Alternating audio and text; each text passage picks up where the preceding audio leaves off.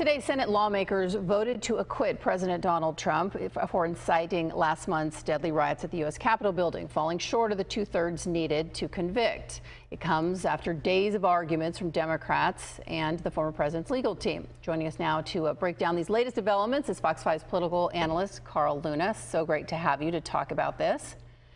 Thank you. We saw 7 Republican lawmakers join the Democrats voting to convict Donald Trump, voting guilty, but still 43 Republicans voted to acquit. Break it down for us. Was there not enough evidence? What happened? What's the disconnect on both sides? Well, Misha, this was not really a trial about evidence. It was about politics. And that did, in fact, affect both sides. Democrats were going to vote to convict no matter what.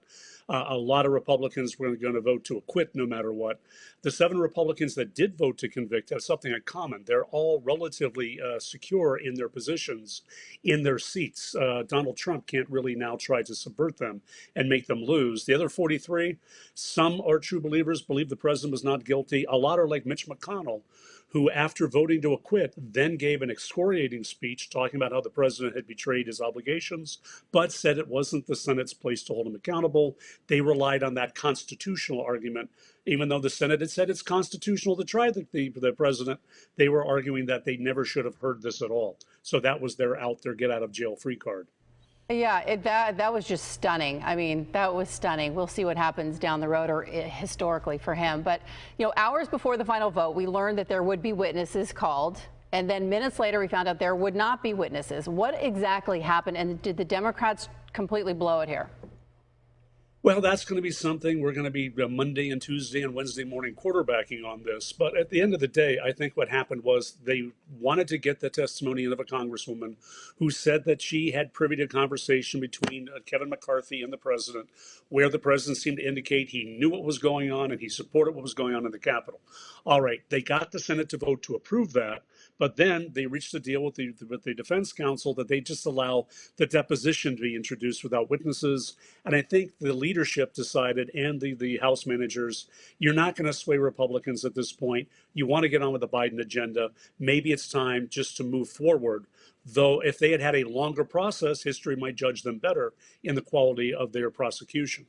Yeah, well, a lot of Twitter people are saying that they actually just wanted to, you know, get out of town and go on vacation, which is a pretty bad form as well. So we've seen a lot of speculation that lawmakers, sorry, go ahead.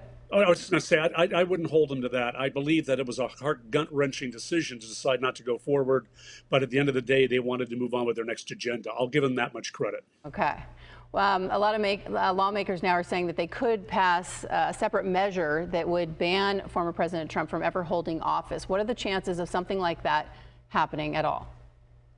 About the same as skating on Mission Bay after a really good heavy snowfall in Pacific Beach. What they're talking about is using the 14th Amendment's prohibition against former Confederates getting back into Congress and the Senate. That's been pretty much debunked by both court proceedings and constitutional scholars. A simple majority is not going to be able to do that. Now, by impeachment, you could have done that with a simple majority vote, but there's no straightforward way to do that. The biggest thing between Donald Trump running for re-election and is doing so is Donald Trump himself. And there's not a few Democrats who would not welcome him to run against instead of a younger opponent. Yeah. All right. So what is this then? What is the impact on President Trump for running in 2024? Well, he's already been out giving a lengthy statement, hitting his greatest hits, talking about how this was all just another impeachment, how he's been exonerated. He wasn't really exonerated. Remember, a record number of people voted to convict this president, 57. For the first time you've gotten even more than a majority to vote. This is the biggest since Andrew Johnson. And most who voted to acquit didn't do so because they didn't think he had it coming. It was for procedural reasons. That being said, he has a strong base. This is why so many voted for him in the Senate. He commands 70 to 75% of the Republican Party still supports him. And he is now set up to at least be something of a kingmaker till the 2022 election. Then he has to take it from there to see how he goes to 2024. His biggest issues right now are simple cash flow. He's got a lot of bills coming due. He's got to raise money. And he has discovered that holding MAGA rallies raises a lot of cash for him. All right. Time will tell. We'll see what happens. As you say, over the next 48 hours, going to be a lot of talk. Carl Luna, thank you so much for joining us. Happy Valentine's Day to you as well. Happy Valentine's to you and yours. I'm sure we'll be talking to you on Monday. Take care.